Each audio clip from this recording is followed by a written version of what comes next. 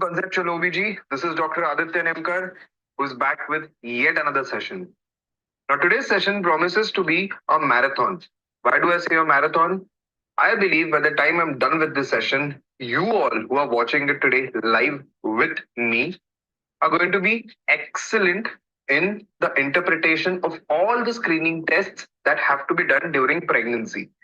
These screening tests that I'm going to be focusing on are going to be mainly for aneuploidies and also a little bit more for other disorders. It can be monogenic disorders or duplications, microdeletions, ये सब के लिए. Now the point here that I wish to make is most of the aneuploidies that occur in pregnancy, the body, the female's body, the mother's body recognizes them and it says that, yes, I do understand that this is something abnormal that is occurring inside me. And thanks to our evolution, the female body is accustomed to remove these fetuses or these embryos from the body by spontaneous abortion. So basically, the body just aborts it. But unfortunately, there are a few aneuploidies that do not get eliminated, and in fact, they progress to full term live birth. And these babies, given that they are aneuploidic, tend to have a very poor quality of life due to many problems. One of them happens to be what I'm going to be discussing today, and that is Down syndrome. Down syndrome is something that is not aborted by the body, it is carried forward.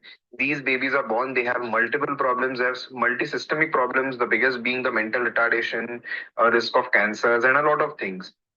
So there are many believers of the fact that, especially in countries outside of India, which believe that you should not be aborting because there are fetal rights and a lot of things. But I personally, my opinion is that we need to have a gene pool that is of good quality. And when I say good quality, I intend to say that we should not have people who have poor genetic problems or who have poor genes and therefore have problems that give them a poor quality of life. I believe that every person deserves to have a good quality of life without any impairment, and they need to be able to sustain by themselves without any handicaps.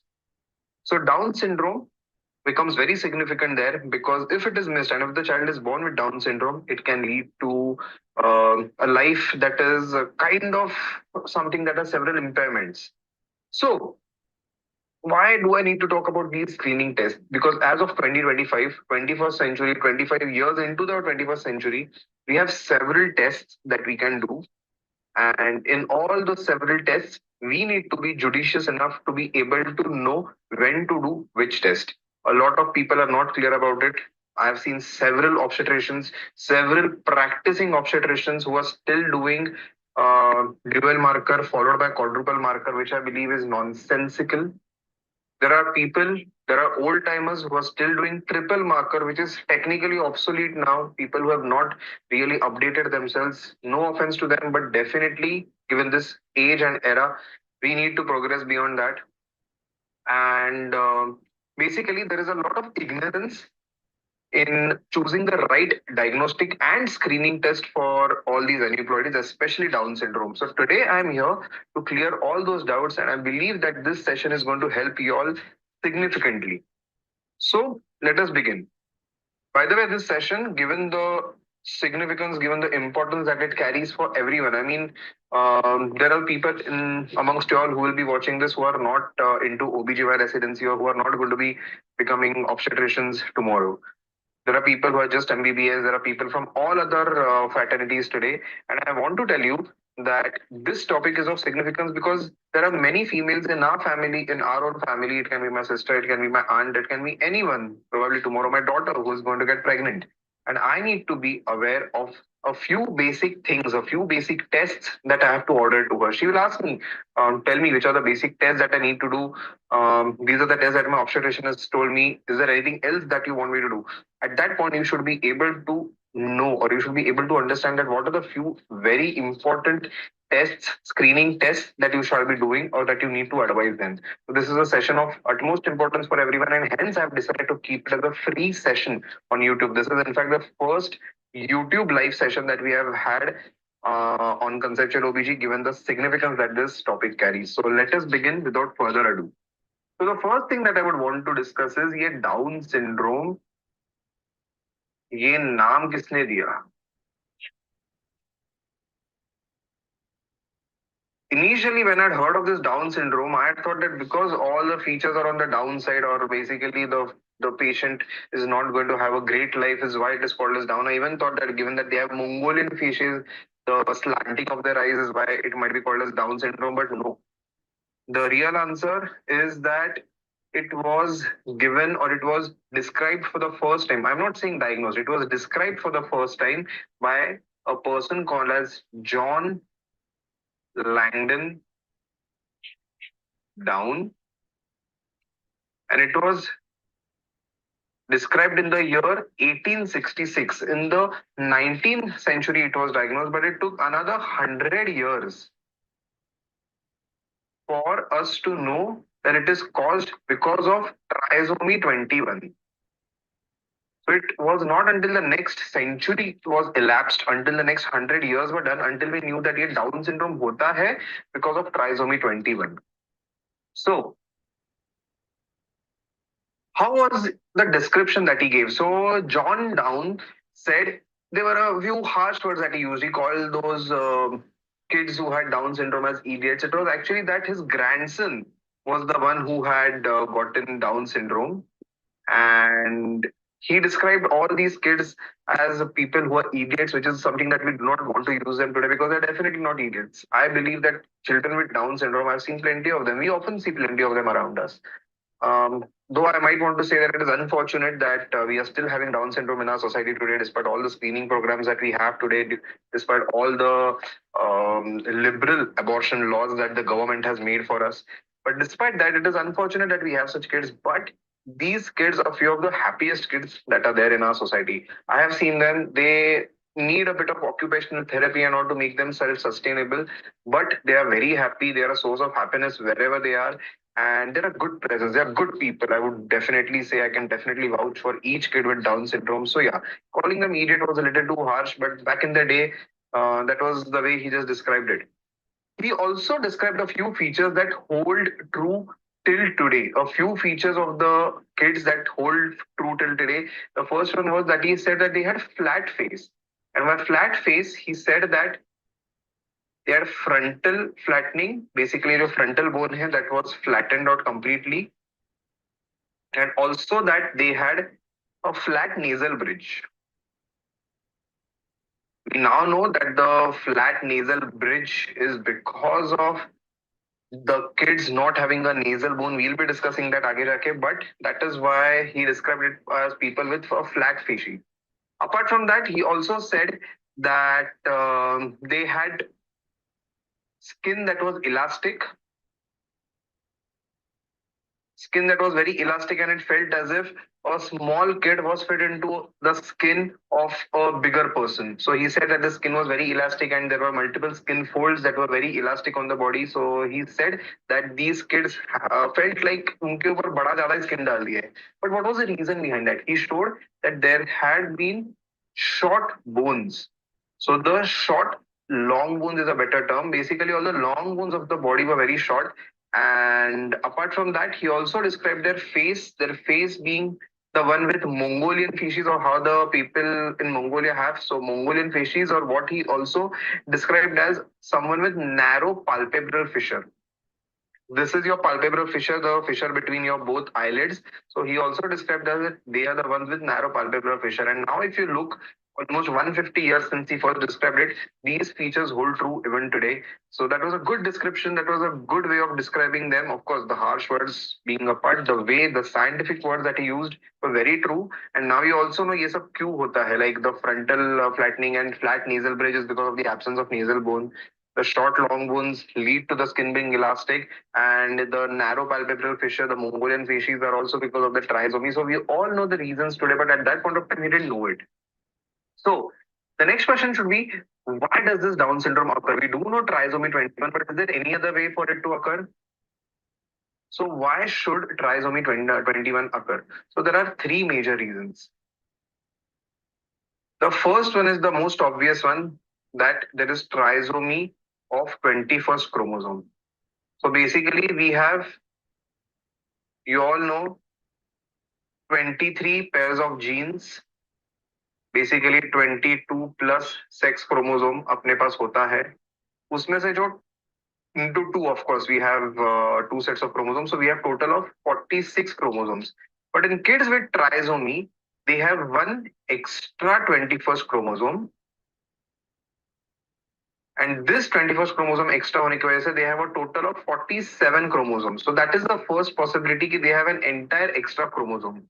The other way this can happen is what we also call as Robertsonian translocation. Now, what is translocation? Translocation is basically सबसे पहले आपको समझना है कि ये एक gene कैसे दिखता है. So if this is a gene, if this is a chromosome, sorry. So every chromosome has a long arm that we call as the Q arm and a short arm that we call as the P arm. तो translocation तब है जब एक chromosome का P arm दूसरे के Q arm पे जाके बैठ जाता है and vice versa. So basically a segment of one chromosome, it can be a entire P arm or it can be a segment of that P arm or the Q arm, it goes and settles on some other chromosome.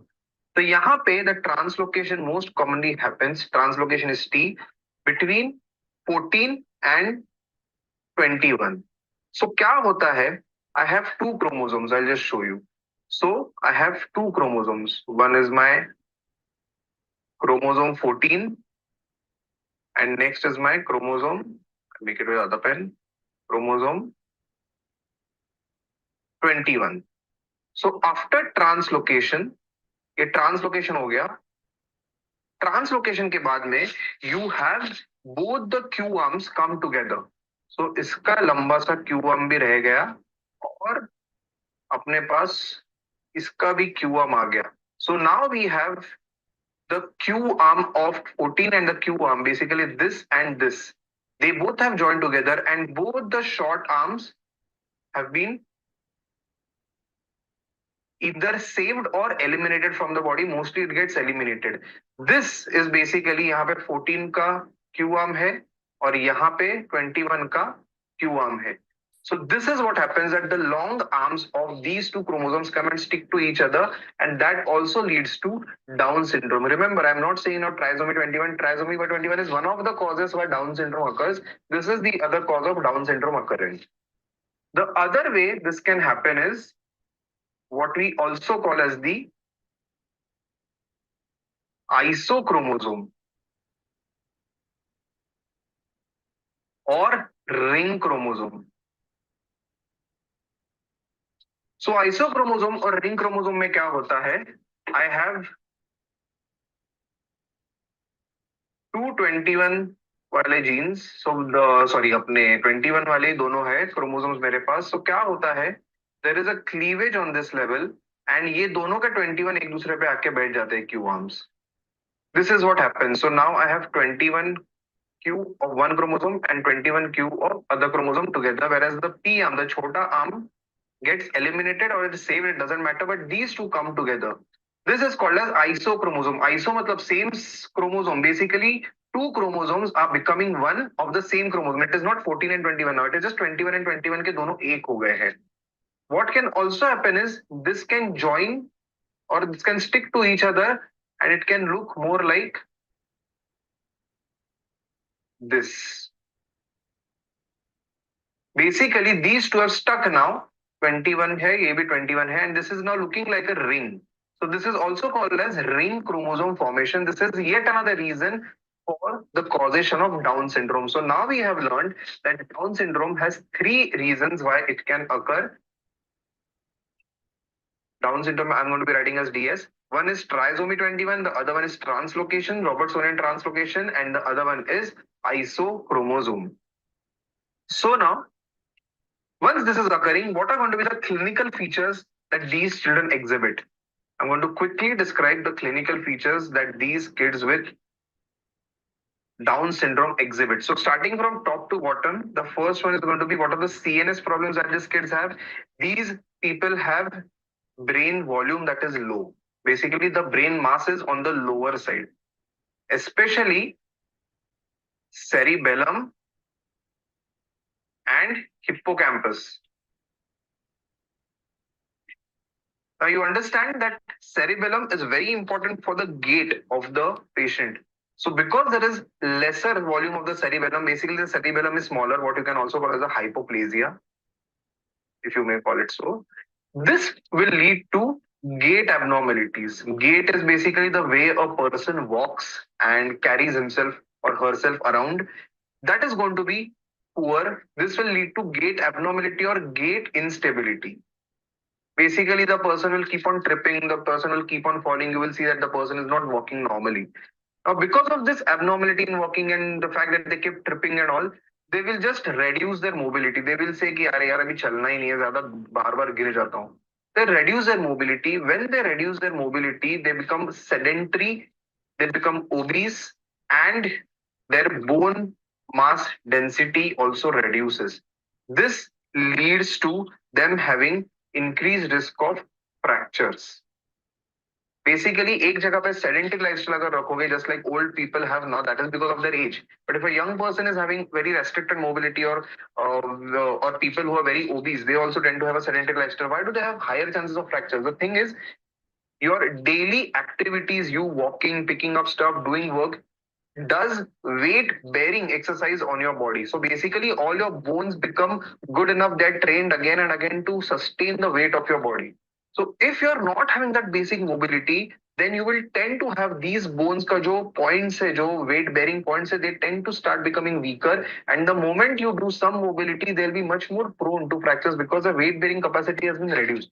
That is what happens because of this gait abnormalities that these patients have. Apart from cerebellum problems, they will also have epilepsy. Epilepsy may be one syndrome that we have read is associated with them is Lennox-Gastaut syndrome. Very common Lennox-Gastaut type of seizures आते हैं इनको, so multiple times they are prone to seizures. Apart from that, they are also known to have an early onset of dementia. Literally in their 40s and 50s, they get dementia, which can also be because of Alzheimer's disease, that these people with Down syndrome are more predisposed to. And of course, they have learning disabilities. They have on IQ on the lower side. So learning disability ki wajah se they have to be put in a special school, special needs school, which will train them for things apart from merely book reading and all, basically making them much more sustainable by their occupational habits.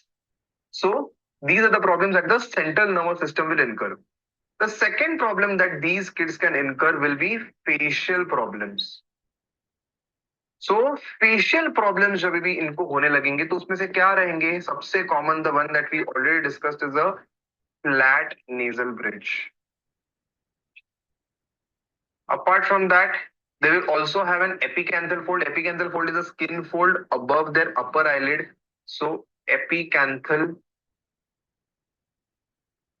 fold. By the way, if you all have any doubts at all, please, live session hai, comment in the comment section, the live comment section. I'll be answering them simultaneously on the chat. So do keep asking all these questions whatever you are having. Apart from that, they are going to have upslanting of their eyes, or what we also call as the Mongolian facies. So upslanting of eyes is going to be present. Next, they are also going to have, if I'm going to be talking about their facial features, may hypotelorism, they can even have hypertelorism, both spectrum के ends हो सकते हैं. Next, अगर face की बात कर रहा हूँ, उसमें eyes भी आते हैं मुझे, तो eyes में these kids are known to have cataracts, refractive errors. You'll often see these people with spectacles, so they have refractory errors as well. Apart from that, they are also known to have keratoconus, which will require surgery or which will require hard lenses. In the ears, they are going to have a short eustachian tube. Ears. A short eustachian tube. Short eustachian tube will predispose them to acute otitis media. Basically, middle ear infections are going to be much more common. This will eventually multiple times होने के वजह से CSO में वो translate होगा, chronic suppurative otitis media में translate होगा. They also, जिसके वजह से इनको eventually होगा conductive hearing loss. Middle ear जो है वो affect हो रहा है इसलिए. They can also have SNHL. They can also have sensory neural hearing loss, although the chances of conductive hearing loss are much higher. And then apart from that, hypertelorism, flat face, retrograde grathia. Next, I come to the GIT system. GI system में these are known to have duodenal atresia. Duodenal atresia के वजह से double bubble sign भी दिखता है काफी बार in the ultrasound of these babies. Next, they are prone to have constipation. It क्यों होगा constipation is what I'm going to discuss in ecogenic bowel. When I proceed, ecogenic bowel में you are going to know क्यों होता है इनको constipation. I'm going to describe the individual reason for each finding. Apart from that, they are known to have annular pancreas, GERD and diabetes mellitus. Diabetes mellitus endocrinopathy में भी थोड़ा आ जाता है. Next, cardiovascular system. They are very prone to have AVSD, that is atrioventricular septal defects के chances बहुत ज्यादा है. Second commonly उनको VSDs होते हैं. Almost 50% of the fetuses are going to have AVSD in them, endocardial cushion defect जिसको हम बोलते हैं. Apart from that, they can also have ASD, TOF and patent ductus arteriosus. Next, hematological, they are going to have hand syndrome. Hand syndrome is basically, if I'm going to be talking about hematological abnormalities रहेंगे और क्या क्या रहेगा उनको उसका full form है hematological abnormalities in newborn with Downs. Hand syndrome का HAND, hand syndrome. So इसमें उनको रहने वाला है सबसे पहले thrombocytopenia. They will then have even an increased risk of polycythemia and neutrophilia. So all three aspects of the blood are going to be affected. Then they are going to have a higher chance of ALL, acute lymphoblastic leukemia, chronic myeloid leukemia, AKML, ALL के chances, blood cancers, leukemias are increased in these kids significantly.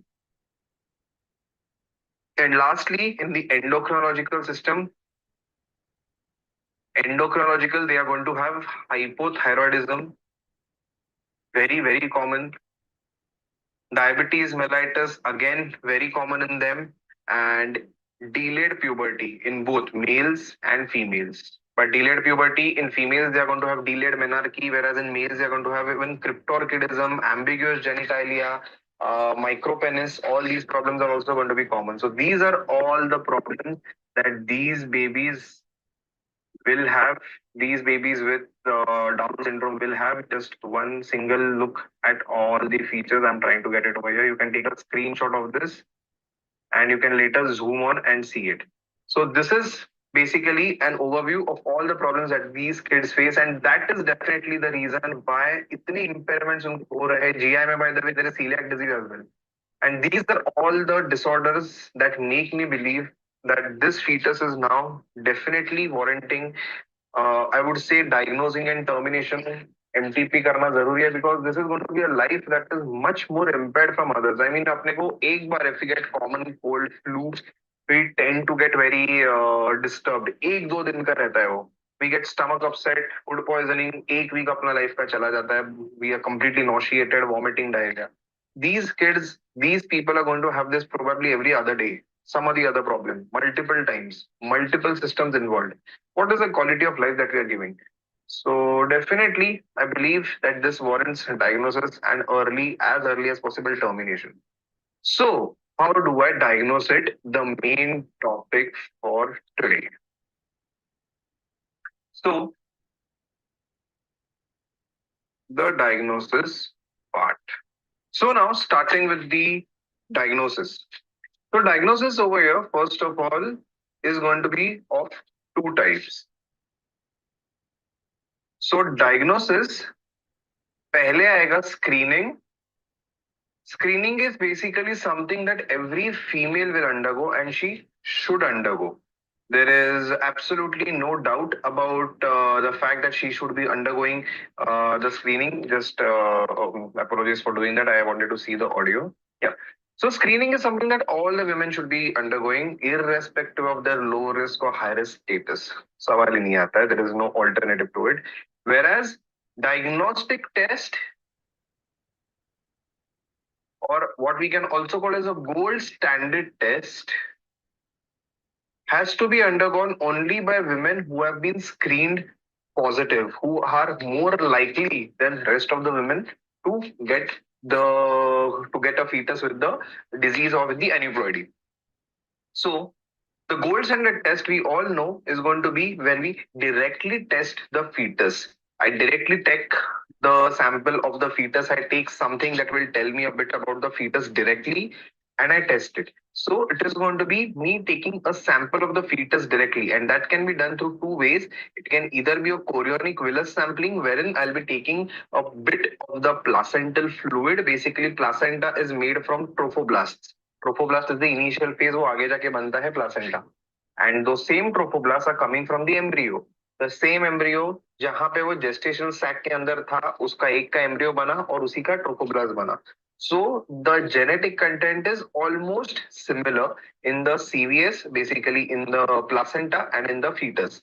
So when I do CVS, I'm taking out a bit of the placenta so that a few ml, not much, 2-3 ml of the placental fluid, and I'll be testing the cells for it. The other alternative is that I do amniocentesis. Amniocentesis is basically the amniotic fluid that is surrounding the fetus. It contains a lot of fetal cells.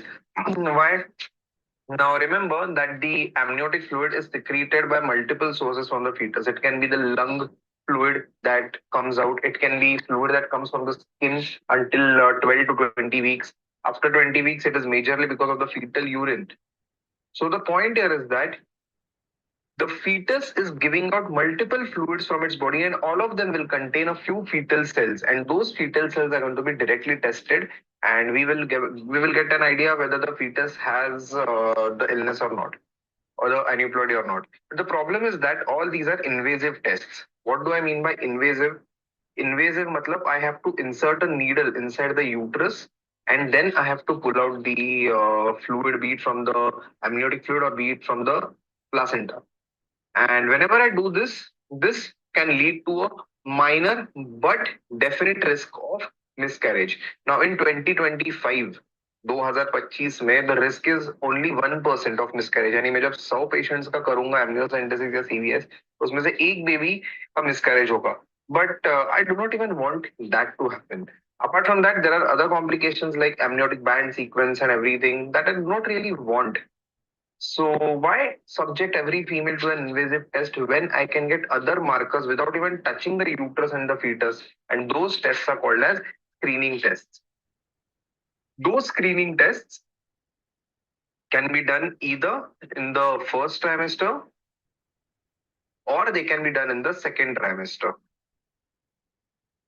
Why do I only mention first and second and not the third? The reason is that in India, the MTP laws say that you can abort a fetus preferably up to 24 weeks, although the amendment now also says that you can abort it even after 24 weeks. But I can safely say that the abortion and MTP can be done easily till 24 weeks of gestation. And 24 weeks is technically almost 2 trimesters. So the screening is done in the first and second trimester.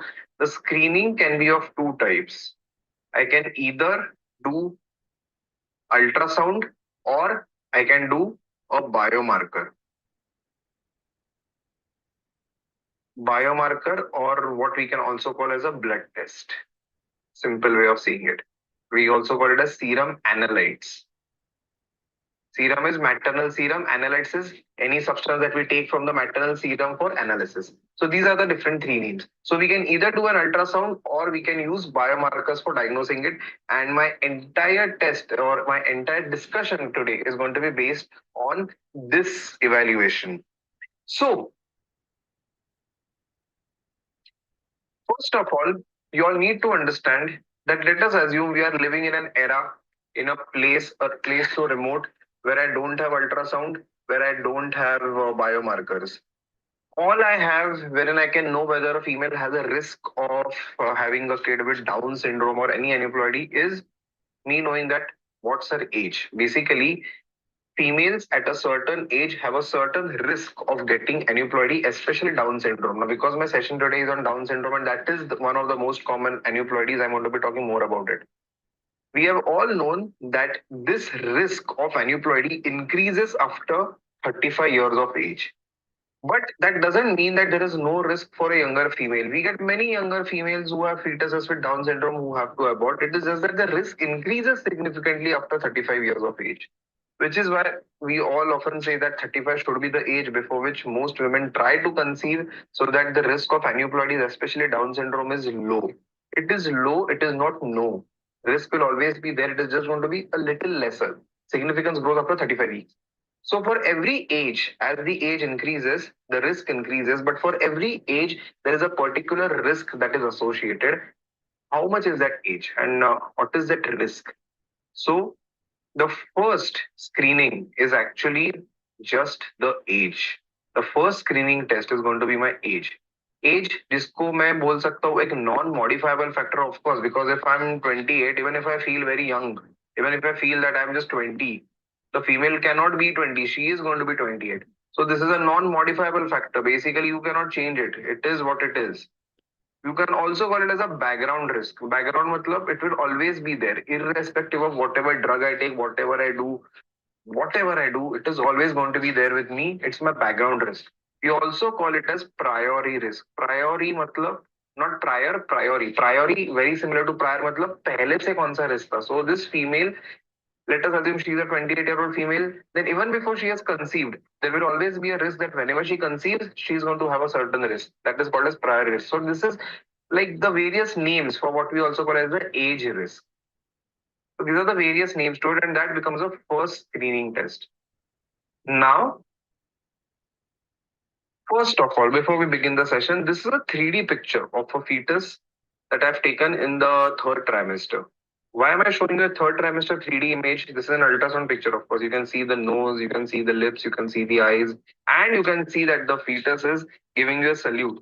This is basically if you manage to rule out all aneuploidies, all defects, and you have a very healthy euploidic baby in the abdomen. So the baby is thank you sir, thank you ma'am, आपने मुझे पूरा check किया and you have ensured that I do not have any abnormalities and now I'm ready to deliver. So this session today is going to help you to be able to do this so that the fetus even salutes you and thanks you for giving it a good life ahead. So how do we go about it? So I was just mentioning about the age related risk. Now over here you can see that for each age, starting from 20 years of age, going till 49 years of age, you can see how the risk has started increasing. So at 20 years of age, the risk was 1 in 2000. So basically it meant that if there are 2000 babies that a female or that females of 20 years of age have, then only one is going to have the risk of having a Down syndrome. But compare it with a female who's 49 years of age, and the risk is almost 10%. So basically 10% matlab for every 10 babies, there is going to be a baby with like one fetus with Down syndrome. So the risk here that was so low. If I'm going to be talking about the risk over here, 55%, 0.5, the risk over here was 0.05% at the age of 20. It has become as high as 10% by the time the female reaches 49 years of age. So this risk is increasing. You can see that the increasing risk is going and it becomes quite significant. We have decided that 35 का age वो है जिसके ऊपर वो काफी significant हो जाता है. But basically, any female, any age will always have a risk. Now, the example that we're taking is of a 28-year-old female. So, at the age of 28, she is going to have a risk of 1 in 1000. So, the risk is still going to be there. It is a risk of 0.1% that is still going to be there. So, this is called as a priority risk or the age risk or the background risk. Now, if I rely only on age as a screening test, it has an accuracy or a diagnosis or a detection rate of only and only 30%. So this means that I'm writing a diagnosis or detection rate. So it has a detection rate of only 30%. So it means that if I have 100 fetuses in my abdomen, only 30 are going to be diagnosed. बाकी के 70 रह जाएंगे. बाकी के 70 I'm not going to be able to diagnose merely on the basis of age. So an age is a very, I would say, a low sensitivity marker, which is not going to give me a great amount of impact.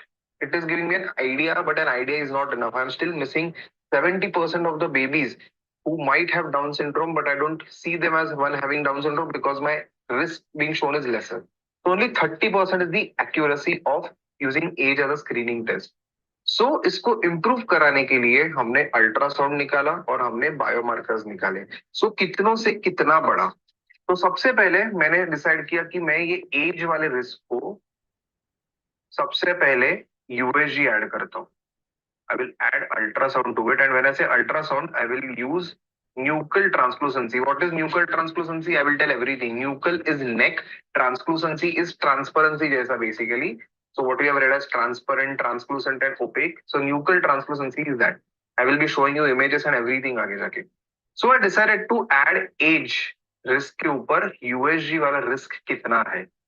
मेरा जो 30% accuracy था या detection rate था, now that became 80%. Very good. Good. But the problem is 80% is still missing out on 20% of the fetuses. 20 फिर भी बच रहे हैं. And in the year 2025, I do not want to miss out on 20 babies. 20 is a large number. So I decided कि ठीक है, USG is still good, 80%, but still not 100%. What do? I'll use biomarkers. So मैंने biomarkers use किए. Biomarkers में भी now we are first talking about first trimester. So in the first trimester, I decided to use something called as dual marker. Dual marker मतलब beta HCG and pregnancy associated plasma protein A, or what we also call as the PAPP. So I decided to use the double marker, जिसको हम लोग biomarker भी बोलते हैं. उससे मेरा जो risk था वो डिटेक्शन रेट हो गया मेरा 60 to 70%. So not great again. USG was still giving me a better outcome. But both are not as individual tests giving me enough. So I decided, what if I do both for these women? I also do USG, I also do double marker. तब क्या होगा? तब जाके मेरा जो risk है वो थोड़ा अच्छे रेंज में आना शुरू हुआ, और वो अच्छा रेंज था 85 to 95%. 85 to 95% इसको मैं एवरेज मानूंगा 90%. So my diagnosis का rate became slightly higher up. It was 90% good. I was being impressed. Now diagnosis 90% of the fetuses का हो रहा है if I'm using age plus ultrasound plus dual markers. But 90% might be something wherein you will be happy. You will be happy, you will be ठीक है, but you will start feeling कि यार 90% में तो I'm not even coming first in my school. I'm probably coming 10th in my school, and I don't want that. I want to come first in my school. So what do I do for that? So I decide कि I am just looking for nuchal translucency in USG. Now, what if I look for a few more things? So what few more things? तो few more things में मैं NT के साथ nasal bone भी देखूंगा. I will see nasal bone as well. along with that I will also look for tricuspid regurgitation, and I look for ductus venosus में reversal. I added these three components, and now my detection rate went up to 93 to 96%. Quite good. 96%, as high as 96%. But now my greed increased. I came first in school, but I was not happy.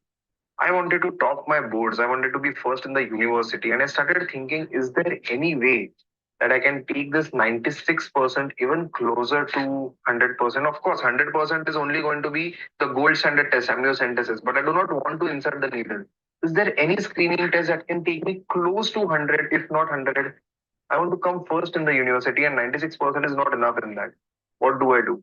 I decided, I worked a lot on it, and me and the scientist diagnosed or discovered or invented, जो भी बोलना है बोलो, a test called as NIPT, non-invasive prenatal testing, जिसका accuracy था 99.9%.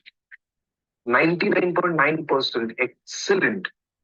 But is this the best test that I have available with me today? The answer is yes. The answer is no as well. You would ask me, yes and no, दो answers कैसे हो सकते हैं? How can something be yes and no as well? The answer is, this 99% is only for trisomy 21, मतलब Down syndrome. It is not for any other things like trisomy 18, trisomy 13, Edward syndrome, Patau syndrome, or any other disorders.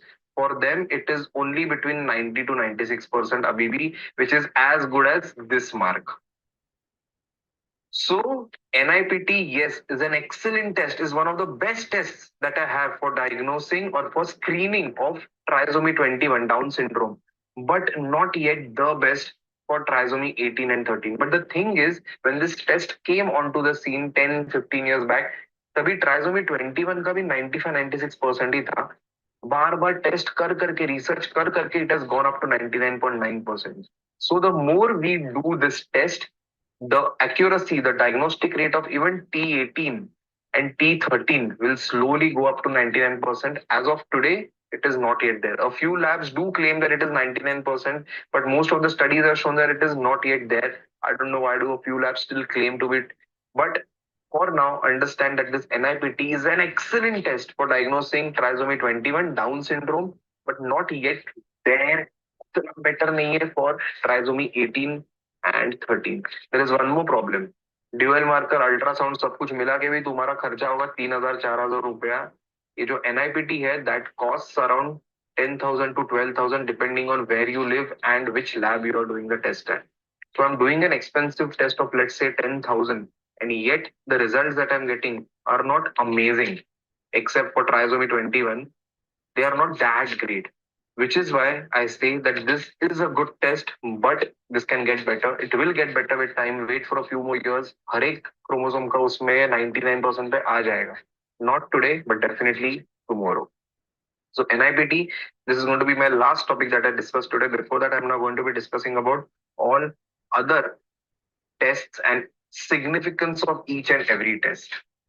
So the first thing that I'm going to be talking about is going to be screening में dual marker. Dual marker, or what I also call as beta HCG and pregnancy associated plasma protein A. Very good. So how is this affected? सबसे पहले beta HCG, who secretes it? The trophoblasts secrete it. Whereas PAPP, who secretes it? The placenta secretes it. The name itself is placenta, pregnancy associated plasma protein A. Now, how does this make a difference? Now, remember, in a baby who has trisomy 21, there is one extra chromosome. There are 47 chromosomes instead of the normal 46. So what happens is when there is that one extra chromosome, everything, just like in the baby, even in the placenta, the things are not going to be great. Just like I told you, कि baby में क्या क्या problems आते हैं in every system. Similarly, the placenta, which is made from the same gametes as the fetuses, will have some problems. One of the problems is going to be that ये जो beta HCG secrete हो रहा है, this goes and binds to a beta HCG receptor.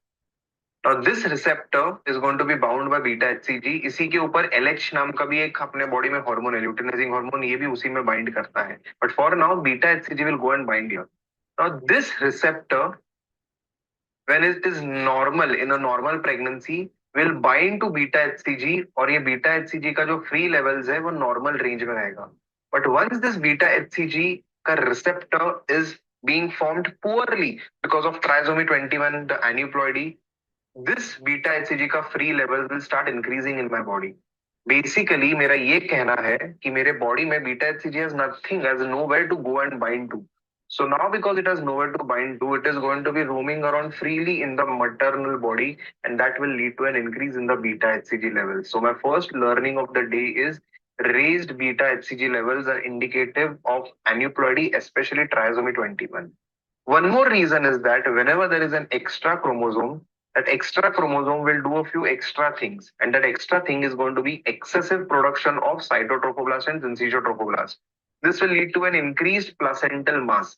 When the placental mass increases, when the trophoblasts are more, there will be more beta HCG secreted. So overproduction of beta HCG and decrease in beta HCG receptor levels will lead to an increase in beta HCG in trisomy 21. The other way around, what if I have a female in whom the placental mass is very small. If the placental mass is very small, it is very defective, something that happens in patients with trisomy 18 and 13 or in patients with preeclampsia. If the placental mass is very small, the amount of beta HCG secreted is going to be very low in my body. And in that scenario, remember that the placenta is dysfunctioning because of trisomy 21 की वजह से beta HCG receptor नहीं बन रहा है. But if it's trisomy 18 or 13, then there is not going to be this problem. उनमें beta HCG बनेगा ही कम और ये कम बनने की वजह से उनमें beta HCG levels are going to be low. So if they are low, they point towards something else. If they are high, they point specifically towards trisomy 21. Next is pregnancy associated plasma protein A. This is literally like a well-being indicator of the placenta. It shows whether the placenta is functioning well enough. And if it is functioning well enough, then it is going to produce more of PAPP-A. So PAPP-A can be normal or high, but if it is low, it will show that there is placental dysfunction. So reduced quality of placenta or a poor quality placenta is going to produce less amount of pregnancy associated plasma protein A, and in a patient with Down syndrome, PAPP-A is going to be low.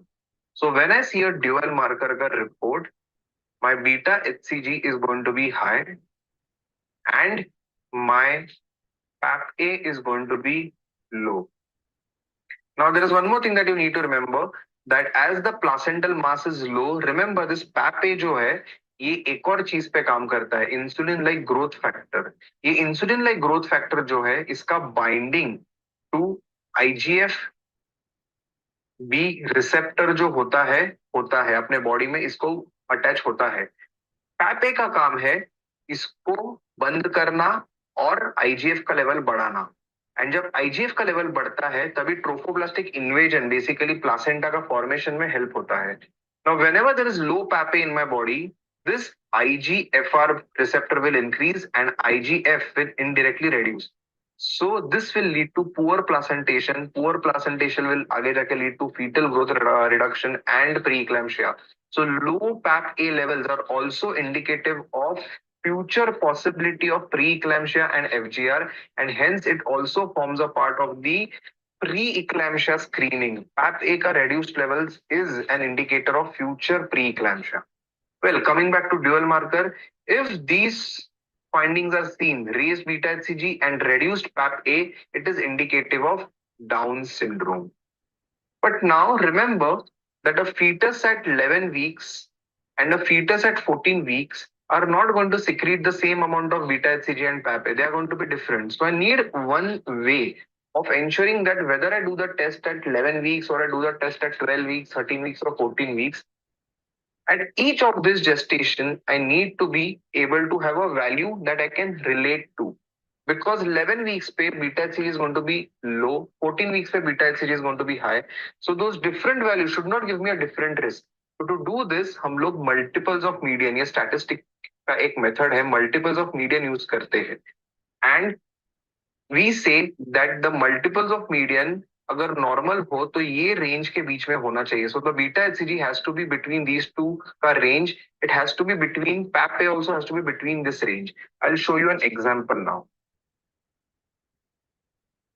I'll show you a report of a patient and you will be able to understand what I was just saying. In that report, you would see how this MOM जो होता है, MOM, how it is expressed. So yeah, this is the report. Yeah. So now I'm going to increase the size of this report.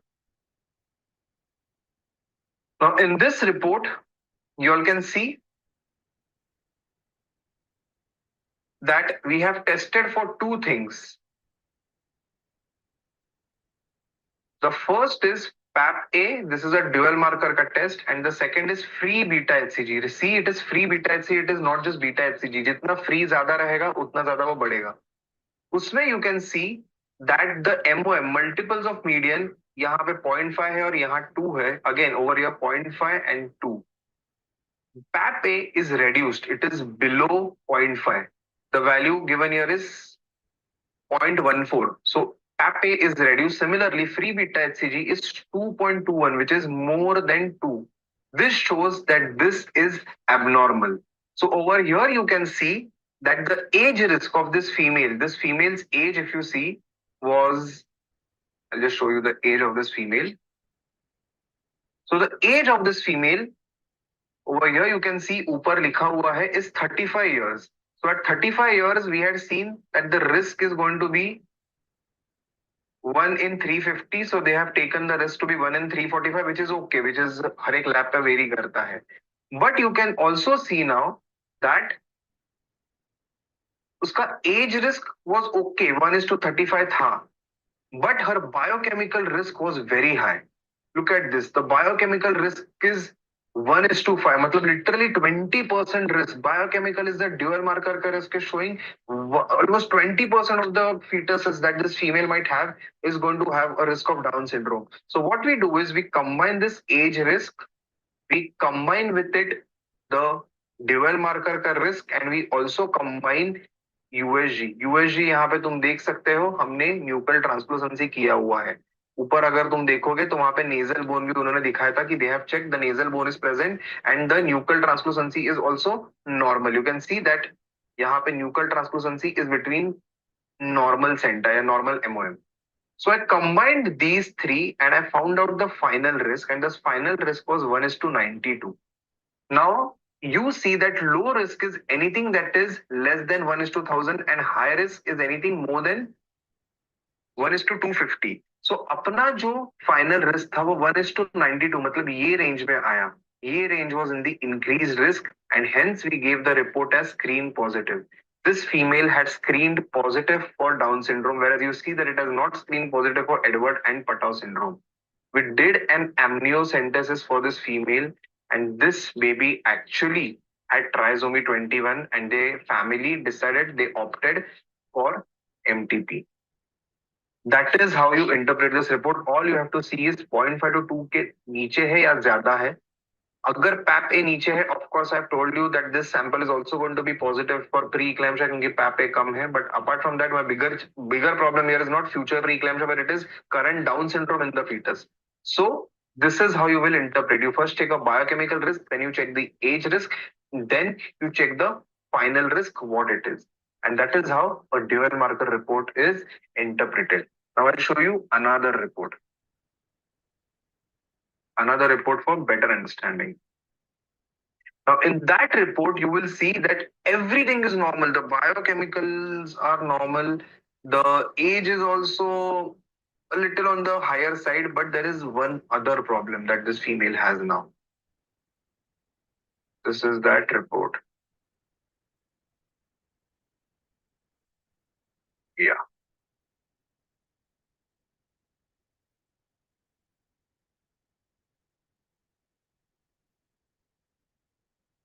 It become a little too big. I'll just reduce the size here.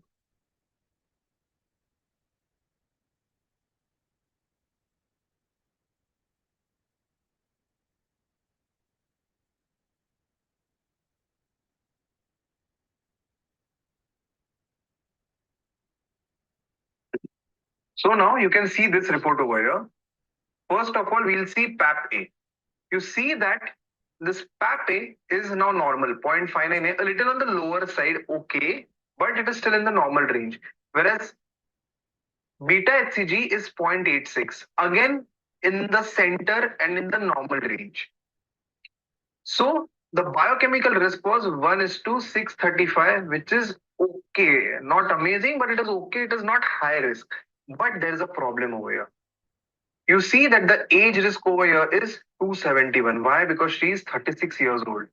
We had seen that at 35, the risk is 350, but the risk has now increased to 1 in 270. Why? Because her age is 36. So her age risk is on the higher side. So age risk एक मेरा significant हो गया. And one more important thing, you can see that the nasal bone of this baby was seen to be absent on ultrasound. The nasal bone was absent, which is why the final risk came to be 1 in 175. 1 in 175 again. यहाँ पे FR is final risk, background risk BR, A is attributed risk, B is biochemical risk, age is age risk. You see, age risk and biochemical risk were in this intermediate zone, but the final risk came to be in the increased or high risk zone.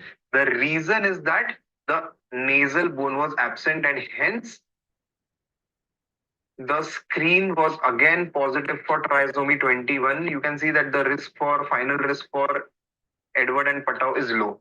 Again, we did amniocentesis for this fetus, and it turns out that this fetus again had Down syndrome, and we had to abort the fetus. And that is how you will be interpreting, and that is how I just showed you how do you increase the sensitivity of your first trimester screening, wherein you put in every single thing into the test so that you can increase it.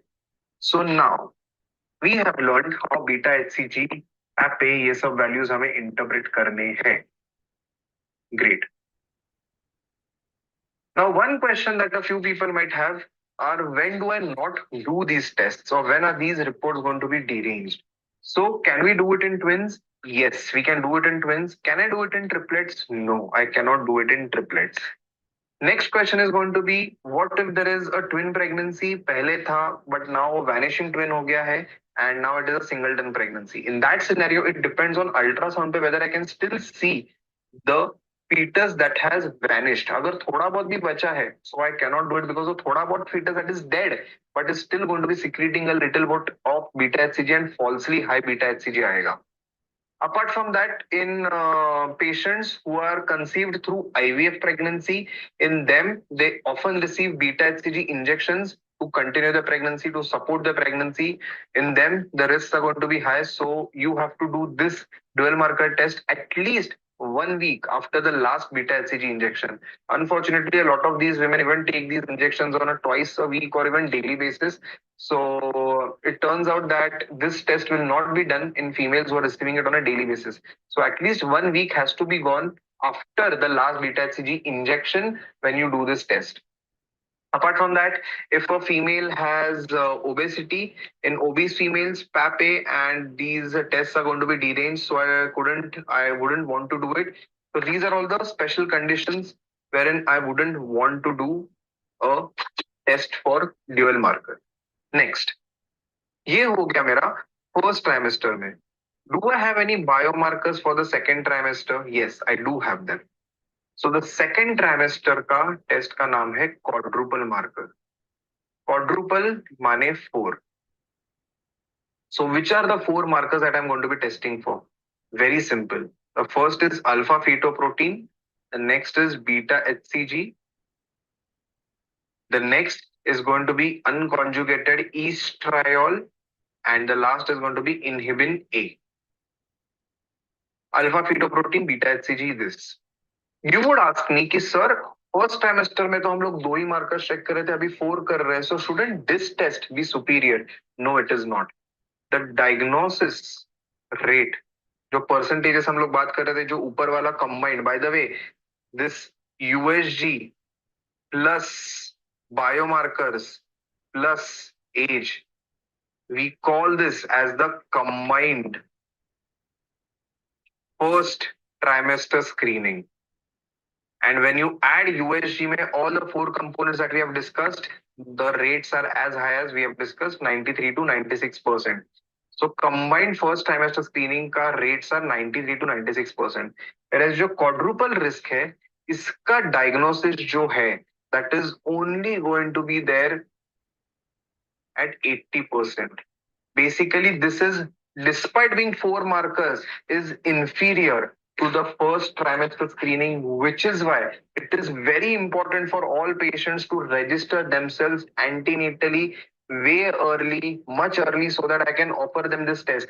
Few people क्या करते हैं, वो लोग पहले combined first trimester screening करते हैं और फिर जाके quadruple marker करते हैं. That is pointless because first you are doing a test in first trimester that had a sensitivity of 96%, and in the second trimester you are doing a test that has a sensitivity of 80%. It's like a very bad thing. It is like तुम लोग opening में बुमराह को भेज रहे हो, opening में पहले तुम लोग विराट कोहली को भेज रहे हो और फिर expect कर रहे हो कि बाद में वाले बैट्समैन खेलेंगे जो बैटिंग करते नहीं बुमराह जैसे. No, it is not like that. You have to remember that the first trimester screening is superior to all other tests.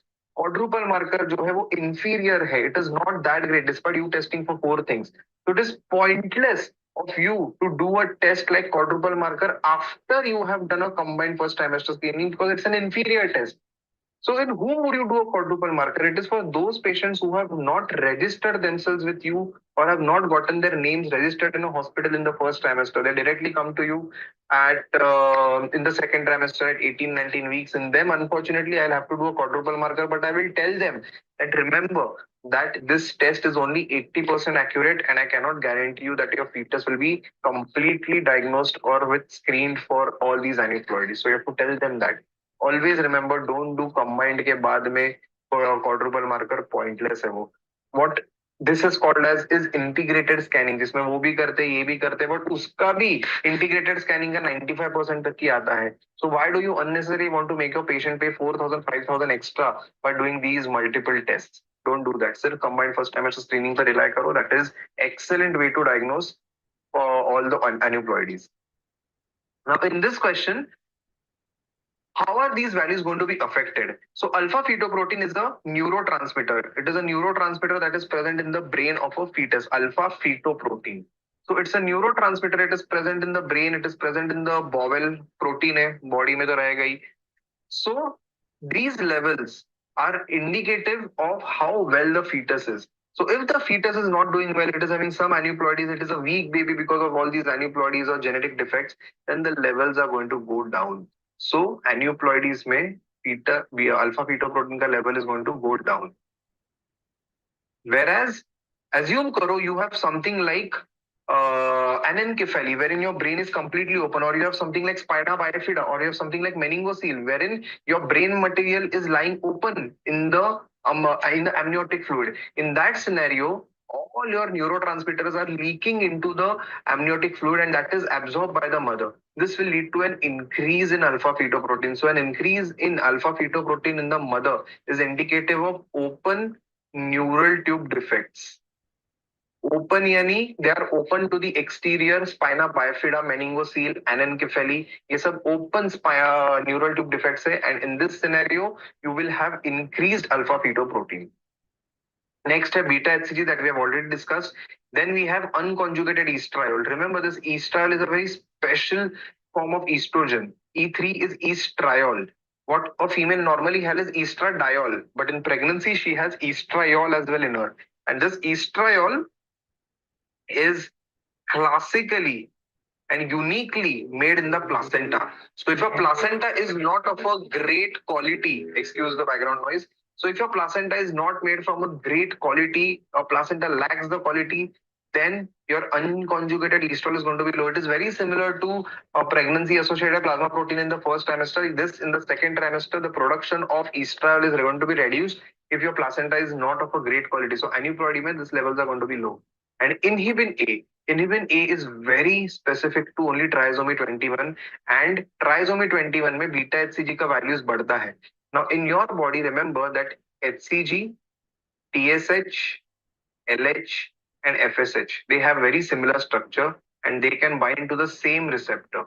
So beta HCG will bind to a receptor जहां पे LH भी bind करता था, और LH जब मेरे body में ज्यादा होता है तब इनहिबिन सिक्रीट होता है. Inhibin is a hormone that reduces the levels of FSH and LH in my body. So just like that, when the beta HCG increases in my body, the levels of inhibin A will also increase. So beta HCG increases in trisomy 21, and hence inhibin A is also going to increase in my body in trisomy 21. Inhibin A का और कोई aneuploidy में value नहीं है. It is only for trisomy 21, and which is also why this is not a great test. I mean, this quadruple marker is not a great test for knowing all aneuploidies, because उसमें से एक marker तो सिर्फ trisomy 21 बता रहा है, सब कुछ बता भी नहीं रहा है, which is why this is an inferior test in comparison to combined first trimester. And that is how you will be interpreting your quadruple marker. I hope no one has any doubt until this point. If not, I will now proceed. I'll wait for a minute. If not, I will proceed to my next part, and that is going to be the most important point of discussion for today's session. That is, how is USG being used in first and second trimester for diagnosis of Down syndrome. So now the next discussion is going to be on what are the ultrasound markers in each trimester. So ultrasound markers in the first and second trimester. By now, we have spoken about the biomarkers that we use in the first and second trimester. Now we are going to be talking about what are the USG markers that we use in both the trimesters. So starting with the first trimester, we have already discussed there are four things that we can do. Earlier, it used to be only the nuchal translucency, but now we also have nasal bone. We have ductus venosus A-wave reversal, and we have tricuspid regurgitation, starting with nuchal translucency. So nuchal translucency क्या होती है सबसे पहले मैं तुम्हें photo के द्वारा दिखाऊंगा. So this is what nuchal translucency looks like. Now, which color should I use? Yeah, I'll just use a red color. Yeah. So you see that over here, this is your red से मैं जो draw कर रहा हूँ is your skin, and this is your posterior wall of the body or skin के बीच का area. So in this area, you can see this is the neck region. You can see this is the neck region. So the thickness of this region, I'll erase everything so you all can see it well. So the thickness of this region, basically this area is what we call as the nuchal translucency. Nuchal neck translucency मतलब कितना transparent part है, translucent part है. That is what I'm going to be measuring. Now you can see that over here, इसको compare करो कितना length है इसका, thickness कितना है, और यहाँ पे compare करो. You can definitely see that the nuchal translucency is increased in fetus B in comparison to fetus A. This is what we call as increased nuchal translucency. Eventually, this fetus was diagnosed with Down syndrome. Now, I will tell you why does this increase. Now, remember, how does translucency increase? Translucency increases because of water content, edema. It is basically, you can see that this is more like subcutaneous edema. ये देखो पूरा ऐसा edematous लग रहा है. And now because the baby is in this position, because this is the dependent part, all the edema has gotten accumulated over here. So what happens is, whenever you have any aneuploidy, beta in this case as a Down syndrome, so in aneuploidies, you have two structures that are heavily regulated by chromosomes. The first is going to be your nasal bone that I'm going to be talking about next, and the next one is your cardiovascular system, your heart. So whenever there is any genetic defect or whenever there is any infection, torch infection, or whenever there is any chromosomal abnormality, cardiovascular system is going to be one of the first things that are affected. So whenever the cardiovascular system is affected, it leads to cardiac failure. So cardiac failure जब भी होता है, cardiac failure की वजह से क्या होता है, back pressure changes होते हैं and there is increased hydrostatic pressure. Similarly, because of any aneuploidy, if there are any renal system, not respiratory, renal system or hepatobiliary system, कि अगर problems आने लग गए, so renal system आएगा, so there is going to be an increased excretion of proteins in the urine. Hepatic problems आए तो reduced production of proteins, which is the protein that fetus makes. We just discussed alpha fetoprotein, which is also neurotransmitter and is also a fetal protein. It is similar to albumin in an adult. So this is going to be changed. The production of proteins are going to be altered. The production and excretion is going to be altered. Even that will lead to body में a state of reduced oncotic pressure and increased hydrostatic pressure, and that will lead to edema. That edema reflects here as nuchal translucency. So nuchal translucency is an indicator of some underlying multi or cardiovascular systemic problem, and that needs to be evaluated आगे जाके by doing maybe let's say a proper fetal cardiac 2D echo or maybe just directly doing an amniocentesis and checking कि क्या है. So what are the levels? What are the normal levels? So the normal levels are what we call as usually less than 3 millimeters. अगर 3 millimeters से नीचे है तो कुछ नहीं करना है, it is normal. Whereas if your levels are more than 3.5 millimeter, they are definitely raised and you need to be doing a chromosomal microarray. Now, what is chromosomal microarray? You can just consider chromosomal microarray as a test that is superior to just karyotyping. Until now, you all had heard of just karyotyping. Karyotyping, of course, we'll be doing this by taking out amniocentesis or CVS ka sample.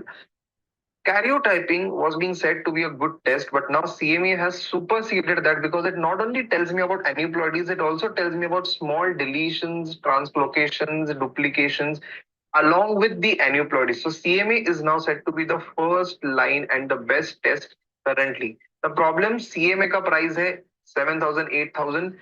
Karyotyping is around 2,000, 3,000 rupees. There is one more test that we used to do, that is FISH, that is fluorescent in situ hybridization.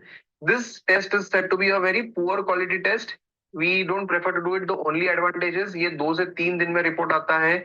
Karyotyping को लगता है 10 से 14 दिन, CMA को भी लगता है 10 से 12 दिन.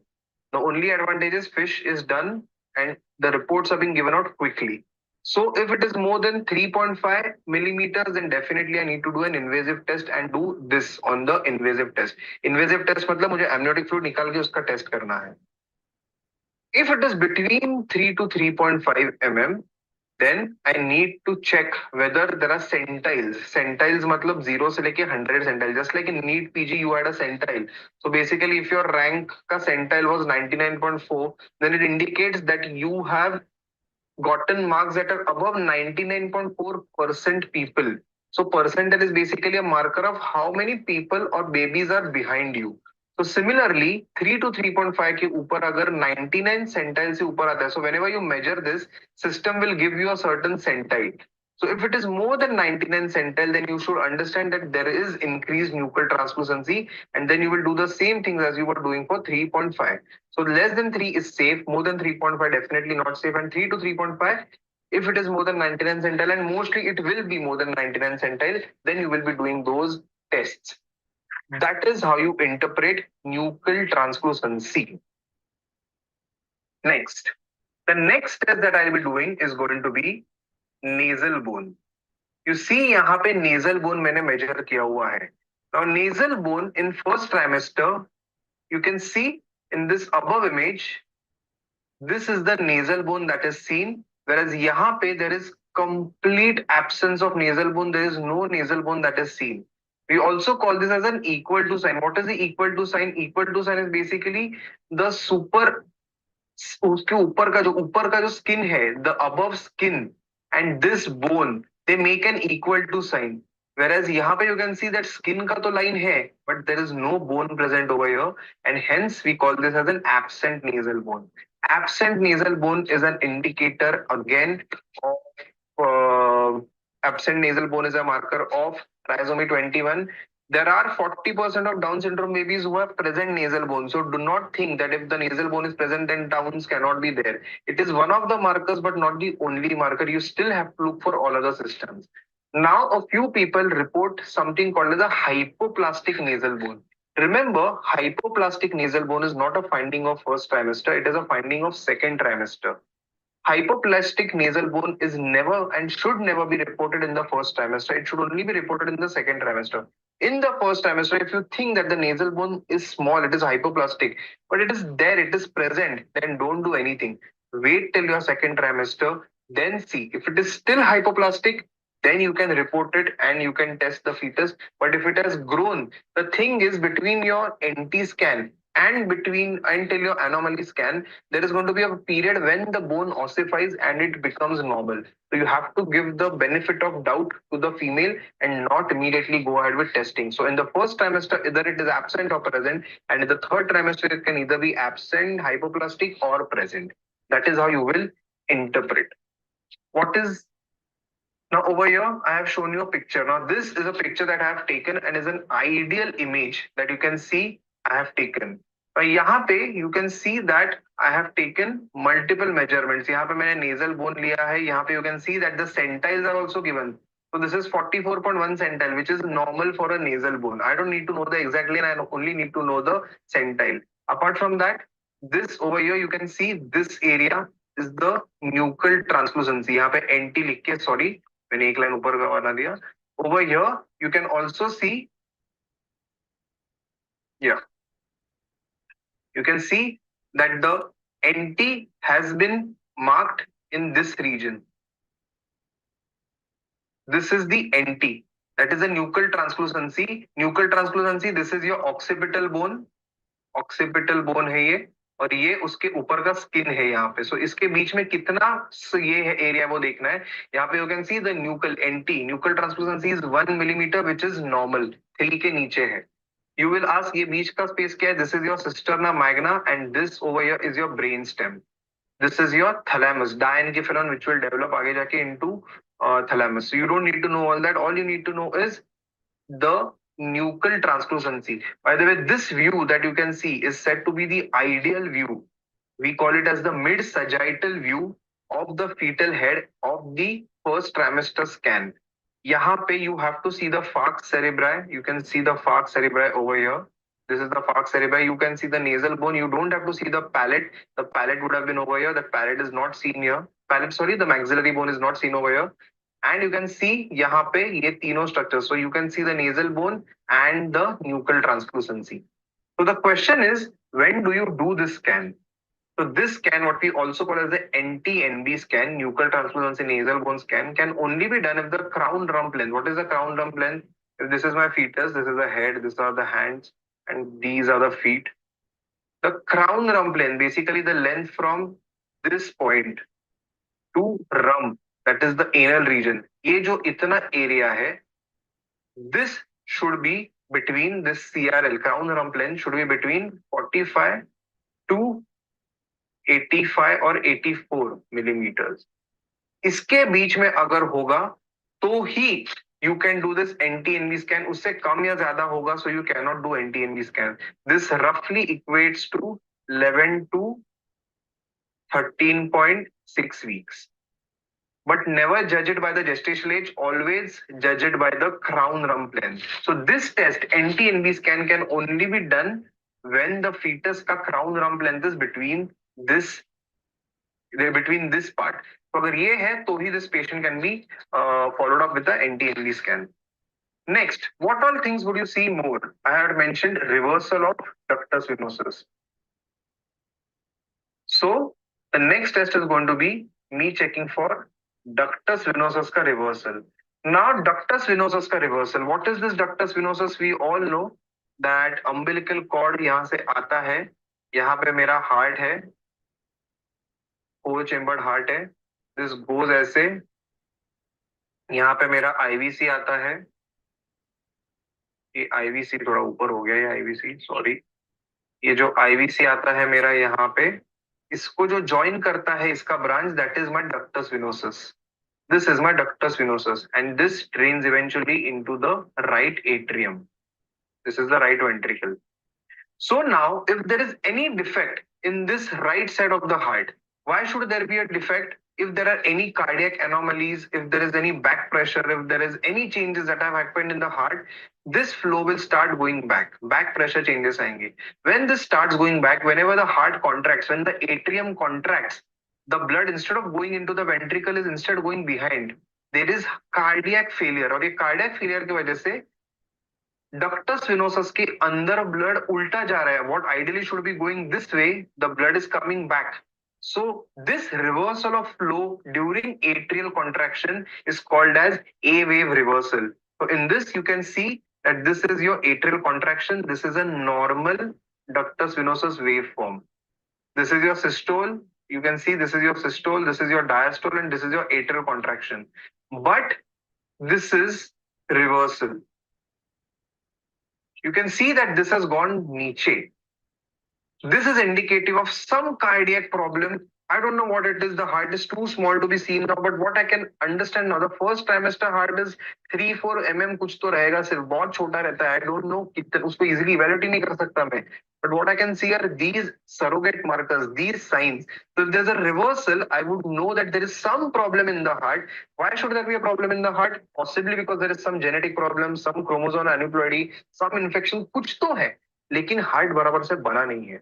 हार्ट ना बनने की वजह से वो रिवर्सल हो रहा है एंड वो फर्स्ट ट्राइमेस्टर में दिख जाएगा ए वेव रिवर्सल में. Similarly I just mention that ये राइट एट्रियम से उल्टा जा रहा है, वैसे ही blood will also go back from the right ventricle to the right atrium, specially if there is a large VSD. Most of the cardiac defects because of any teratogenic drugs और aneuploidies will have a VSD, and VSD में the blood will flow in this direction. This will lead to a regurgitation from right ventricle into the right atrium through the tricuspid valve. We call this as tricuspid regurgitation. Tricuspid regurgitation will be seen as this way. You see this इतना बड़ा wave उल्टा आ रहा है, मतलब आगे जितना नहीं जा रहा है blood उतना उल्टा आ रहा है. You see this is the right atrium over here, this is the right ventricle and the blood is going backwards. This backward flow is called as tricuspid regurgitation, and tricuspid regurgitation is also a marker of cardiac failure, possibly because of some aneuploidy. I will need to evaluate it more. And hence, these are my four classical first trimester ultrasound scan findings: tricuspid regurg, ductus venosus reversal, A-wave reversal, NT, and NV. And these form my combined first trimester scanning with dual marker and with age. जिसका मेरा detection rate is 93 to 96%. And that is why these signs are seen. I hope you understood first trimester screening. If there are any doubts, please let me know in the comments. I'll be immediately answering them. Now going ahead on the second trimester screening. ये हो गया मेरा first trimester. Now in the second trimester, I have multiple markers. Now the body has grown. I can see individual organ system. I can see every single organ in the body. Now I can have multiple systemic approach. I can see everything and diagnose whether there are problems or not. I don't need to rely on surrogate markers like I was relying in the first trimester. Surrogate क्यों? Problem heart में, लेकिन मैं nuclear transplant से देख रहा हूँ कि heart छोटा है. Problem शायद heart में, but I have to see ductus venosus or tricuspid regurgitation. Basically, the problem is elsewhere, but I have to see something else because the organs are very small. But now, when I'm doing a second trimester, anomaly scan, level 2 scan बोलो उसको या फिर TIFA बोलो, targeted imaging for fetal anomaly, call it anything. इसमें all the organs are formed and I have multiple markers. Those markers are divided into two segments. One being major markers. Major markers मतलब definitely कुछ तो बड़ा problem है, और minor markers, minor या soft markers. What are those markers? I'm going to show you all a picture. Now in this picture, you all will be able to see each and every marker. Yeah. Now you see that I have major markers and I have minor markers. In every single system, I have one of these markers. First of all, in the CNS system, I have सबसे बड़ा marker, and that turns out to be ventriculomegaly. Ventriculomegaly is a major marker, whereas a soft marker is a choroid plexus cyst. How? How do we see this? I'm going to show you all everything.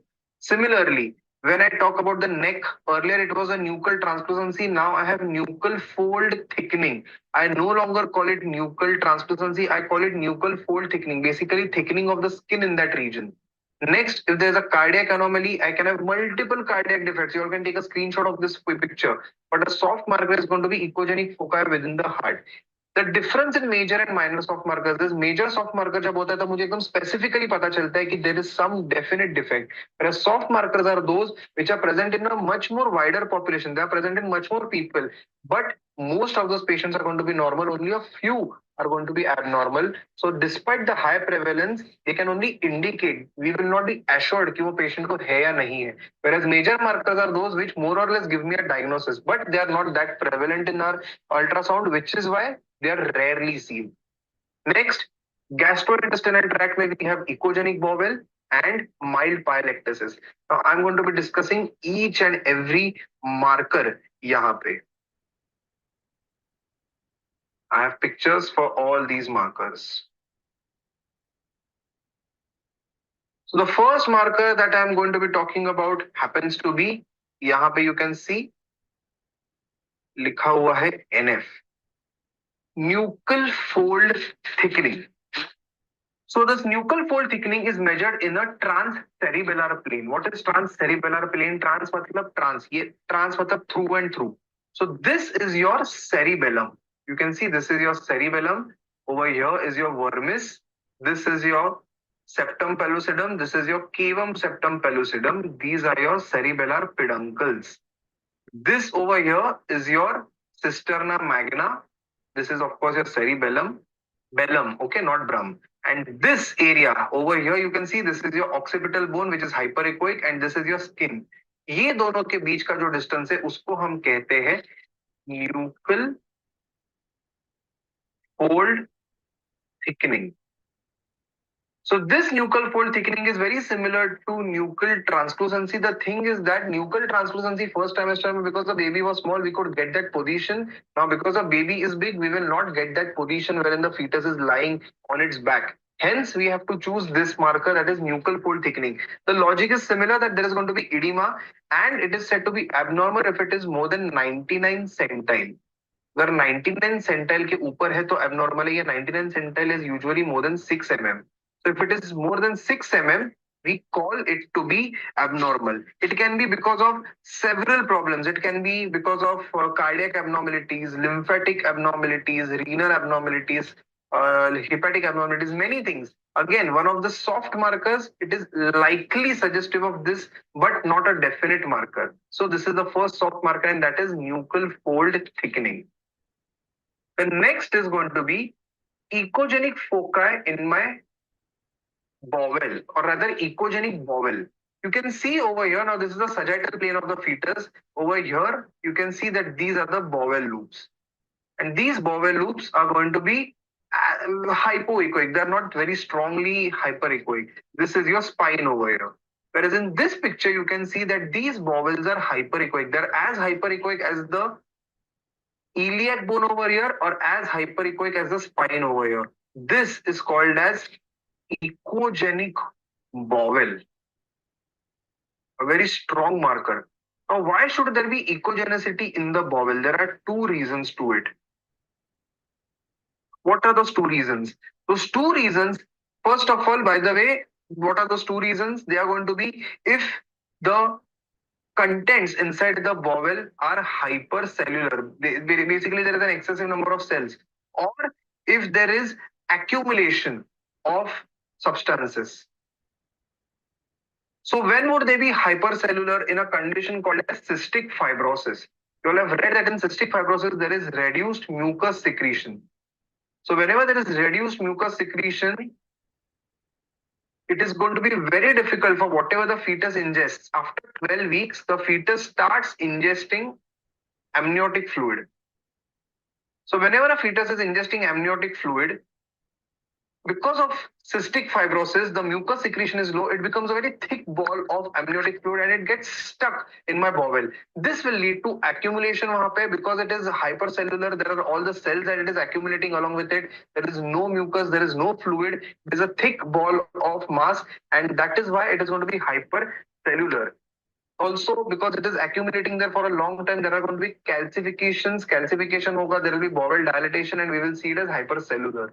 The other way is if there is an accumulation. Accumulation क्यों होगा? You know that our bowel has microvilli. Intestines has microvilli. Now these microvilli and the enzymes that are secreted by these microvilli, they are secreted in deficiency. Their secretion is reduced in aneuploidies. Microvillar enzymes का decreased secretion of microvillar enzymes. Especially in trisomy 21, these enzymes are reduced so much. Remember that there are multiple problems that a baby with Down syndrome has.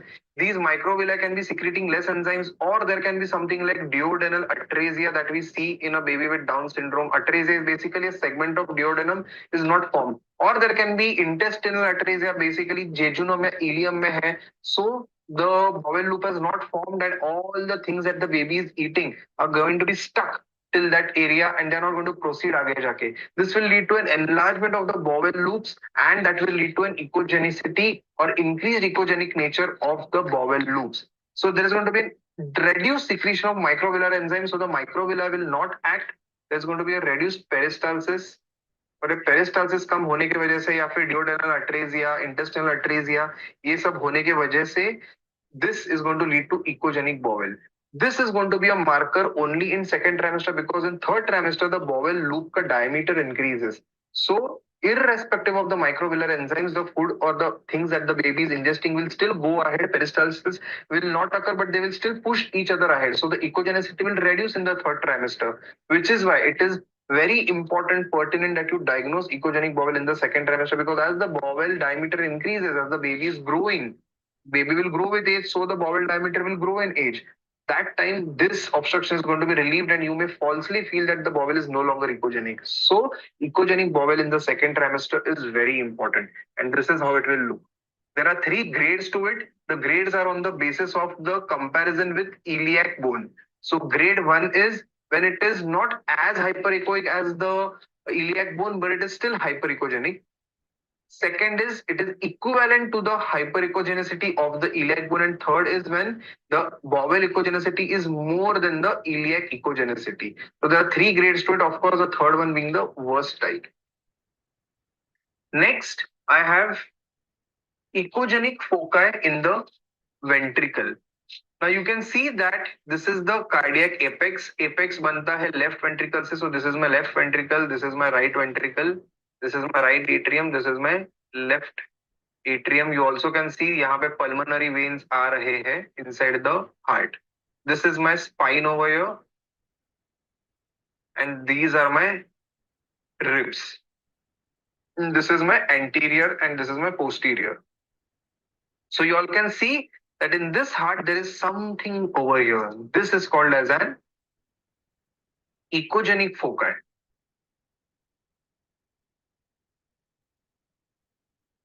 In heart.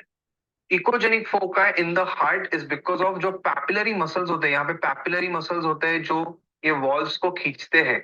There is going to be calcification of one of the papillary muscles. The reason behind this is not known, and it is said that this is one of the weak markers, soft markers for aneuploidy, especially if it is associated with all other or multiple other soft markers. As an isolated thing, you don't need to do anything. It will disappear by the time it is third trimester by the wear and tear process. But if this echogenic foci is present with the presence of all other markers or a few more markers, then you need to take it seriously. So this is echogenic foci in the heart.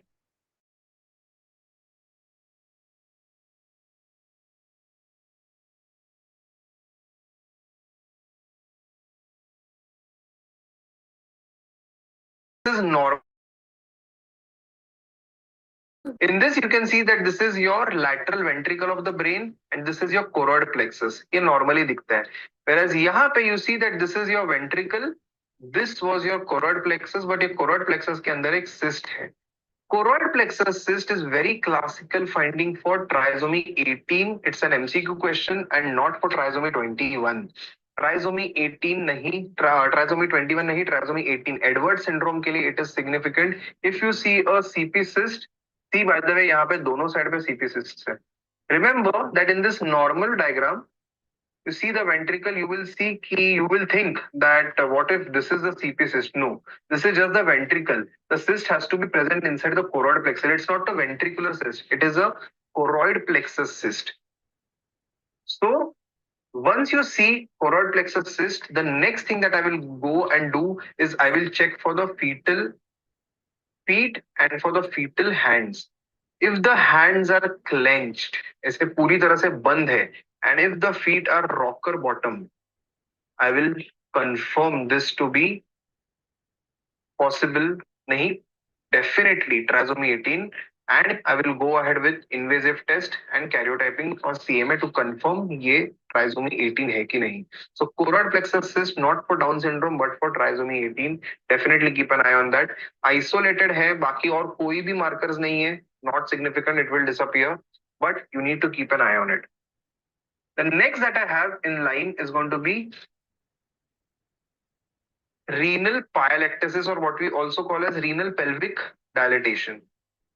Pyelectasis or renal pelvis dilatation. You see that this is an axial section. This is your spine over here. Similarly, this is your spine. Lateral processes सब है. और ये vertebral body है. यहाँ पे भी lateral processes, posterior process. यहाँ पे spinal cord जा रहा है. यहाँ पे भी spinal cord जा रहा है. And this is anterior, and this is your posterior. So this is a normal image, and this is abnormal. You see that these are your two kidneys, and you have measured the diameter. You see, whereas यहाँ पे you can definitely see they are dilated. So until 28 weeks, if their diameter is more than 4 mm, and if after 28 weeks its diameter is more than 7 mm, we call them significant, and we call that there is renal pyelectasis. Again, renal pyelectasis is a normal finding if nothing else is present.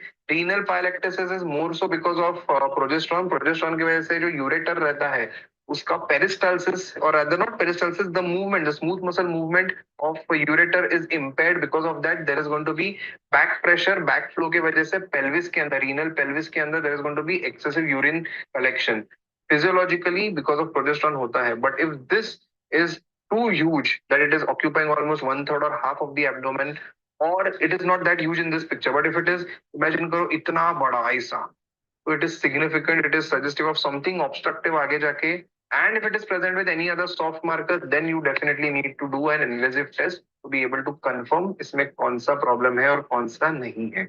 So this is an example of renal pelviceal dilatation. One more last point that I have not discussed over here is going to be short long bones. Short long bones में basically मेरे को दो bones देखने हैं. सबसे पहले femur देखूंगा और देखूंगा humerus.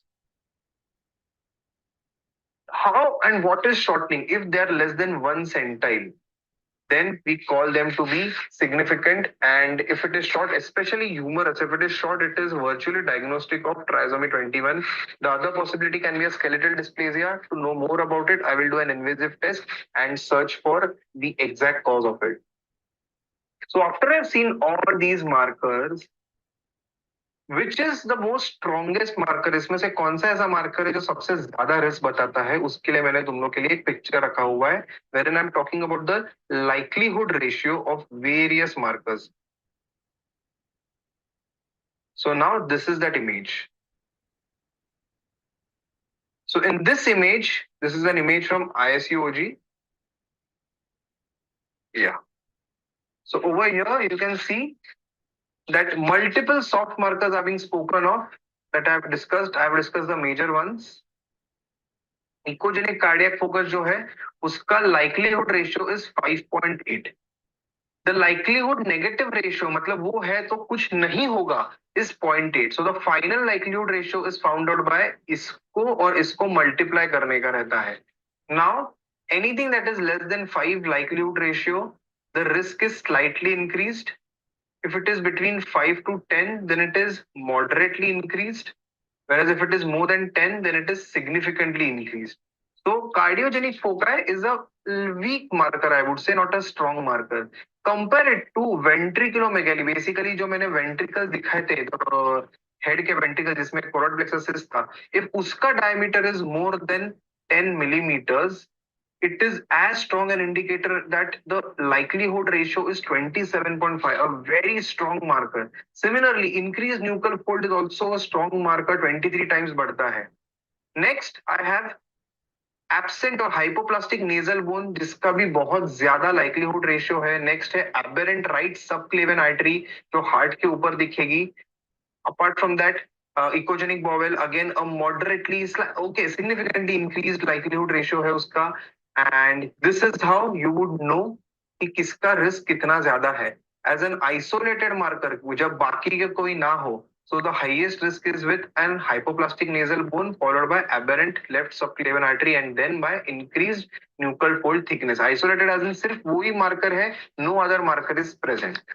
And that is how you would be knowing इनमें से कोई भी आए. So you have to go and search for other markers, and if they are present, then you have to go ahead with the invasive procedure. And these are all the soft markers that are going to be very important in the diagnosis of your fetal anomalies or aneuploidies. If you all have any doubts, please ask me. I will now move on to the last segment of my lecture. So the last segment of my lecture is going to be NIPT. Non-invasive prenatal testing. Remember मैंने बोला था 99.9% है trisomy 21 के लिए. अभी देखते हैं वो कभी करना है. So we had seen that graph, जो हमने वो पेशेंट का केसेस देखा था. We had seen a graph wherein age risk था, there was a background risk and there was a final risk. तो अगर फाइनल रिस्क लो रिस्क आता है, इंटरमीडिएट रिस्क आता है या हाई रिस्क आता है, अगर हाई रिस्क आता है we go ahead with an invasive test, ये इन्वेजिव टेस्ट हम करेंगे। अगर हाई रिस्क आता है, इन्वेजिव इज सीवीएस या एमनियो डिपेंडिंग ऑन कितना वीक्स ऑफ जेस्टेशन है। Amnio is done after 16 weeks when the amnion and chorion are fused, this is done between 11 to 14 weeks. If it is low risk I don't do anything.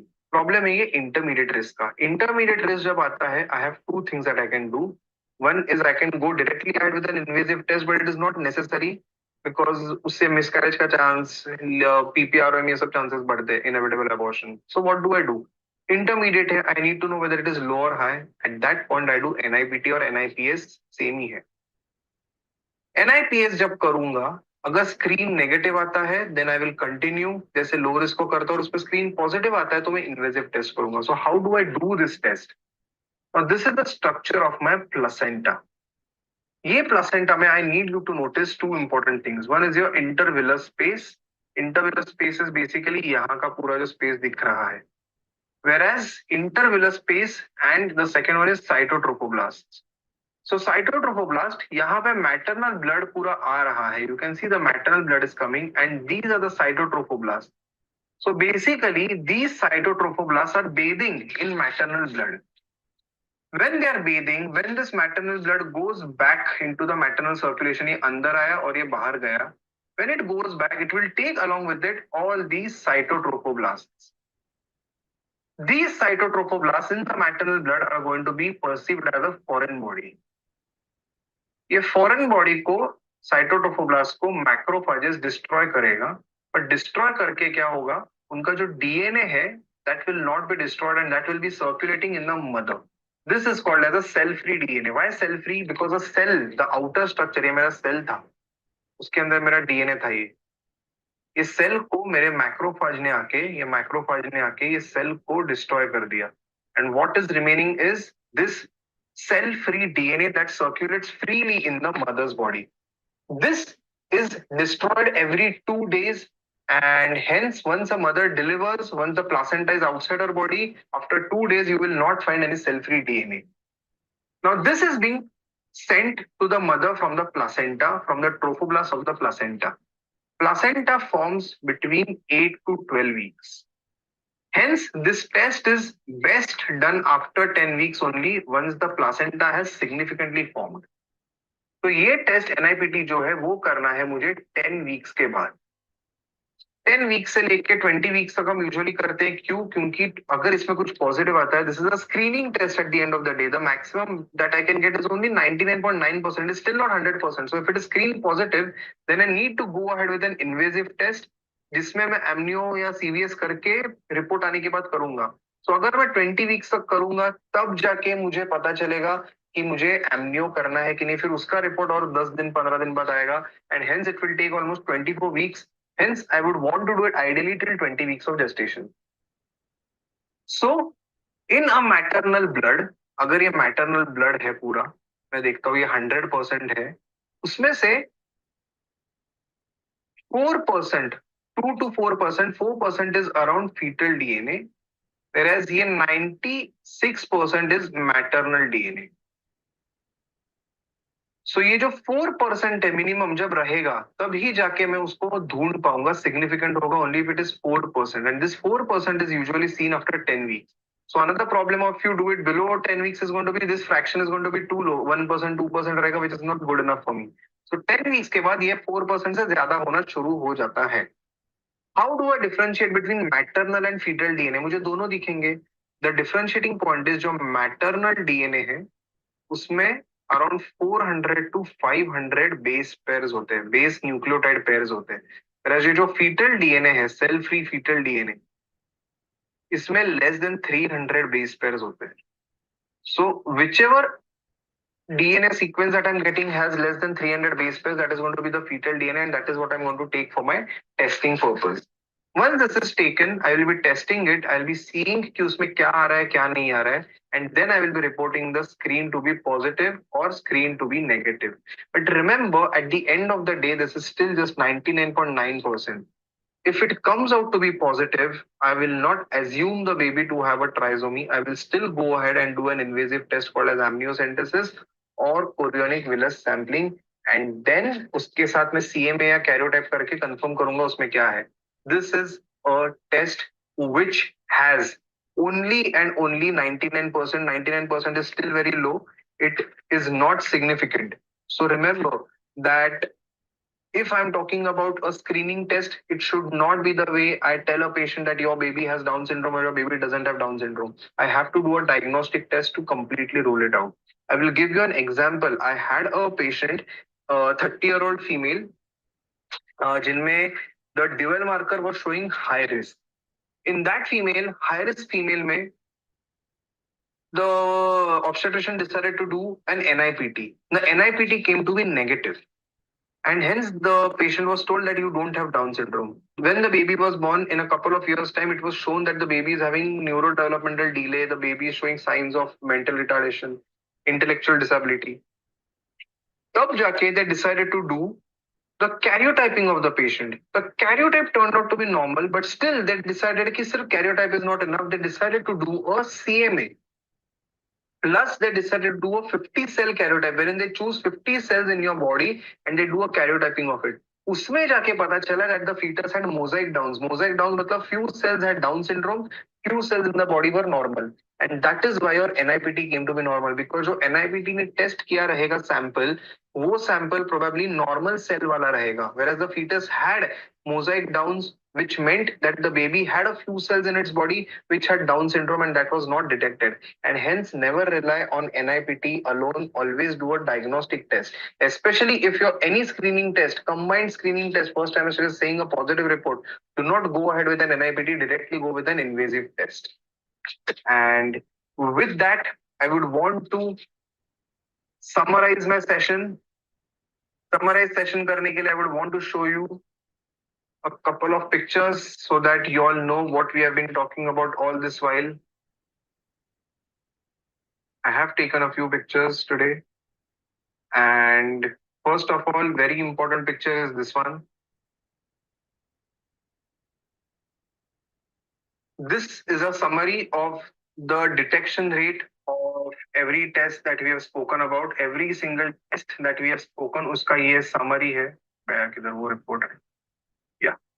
So in this, first of all, I'm going to show you कि कैसे हर एक test का sensitivity increases as you keep on adding more tests to it. So combined first trimester screening का सबसे पहले मैं तुम लोगों को फोटो दिखाने वाला हूँ.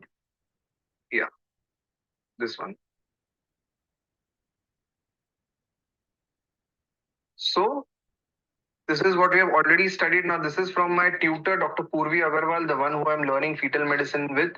Amazing lady, amazing, I would say, jargon of knowledge for fetal medicine. She herself has done it from Dr. Adi Narayan sir, Adi Narayan Makam sir in Bangalore. She has trained herself from there. And amazing person. She practices in Raipur. And I've learned it from her. Now this is a picture that I've taken from her slide. Over here, you can see everything that I've just spoken. You can take a screenshot of this. You can see that if only the maternal age is considered, it is only 30%. But if I'm doing maternal age with NT, it becomes 80%. Whereas if I'm doing maternal age with all the dual markers, then it becomes 60 to 70%. But if I combine them, it becomes 85 to 90. 90 मान के चलो.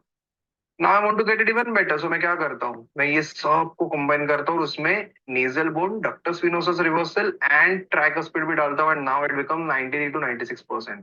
Quadruple marker only 80%. And anomaly scan markers, again, they can only give a detection rate of 70%. You still have to do these other tests so that you can be doubly sure. Of course, your body can have all the normal features and yet it can turn out to be a Down syndrome after birth. It only had neurodevelopmental delay to diagnose nahi hua. Kyun?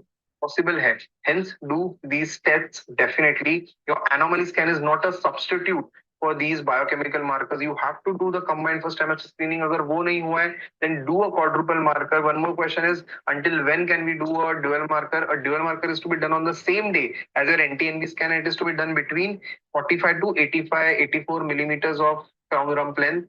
When can you do quadruple marker? Quadruple marker can be done anytime after 16 weeks till the fetal biparietal diameter that you can see on ultrasound is less than 50 millimeters. So 50 millimeters तक कर सकते हो quadruple marker. And this is the summary of the session that we had today.